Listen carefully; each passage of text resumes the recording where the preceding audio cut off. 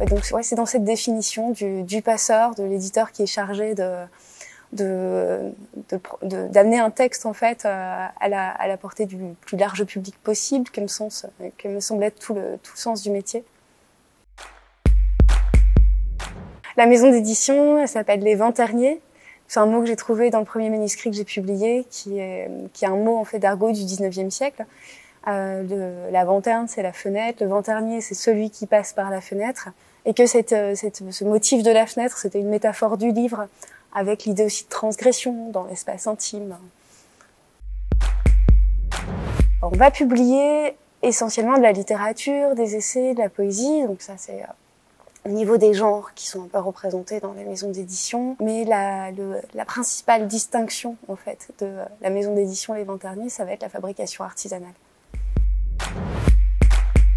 Il y a Ça coule et ça crache de Yann Monck, qui est en fait un livre écrit et édité sous contrainte.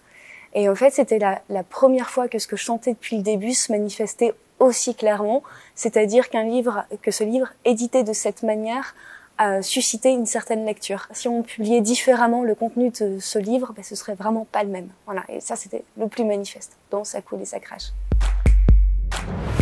C'est Les Étoiles filantes, c'est un recueil de Mélanie Leblanc qui comporte une centaine de vœux et il y a une adresse directe au lecteur puisque toutes les phrases du livre commencent par « je te souhaite ».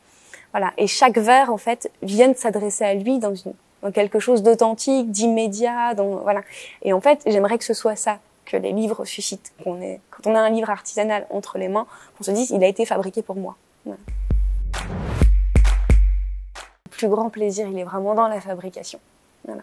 C'est-à-dire qu'après toutes les étapes de conception, de création, toute cette suite de décisions qu'il faut prendre, cette prise de risque aussi, voilà.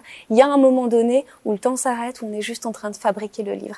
On est vraiment simplement dans une forme de présence qui est tout à fait qualitative en fait, qui est assez incomparable avec le reste des étapes du travail.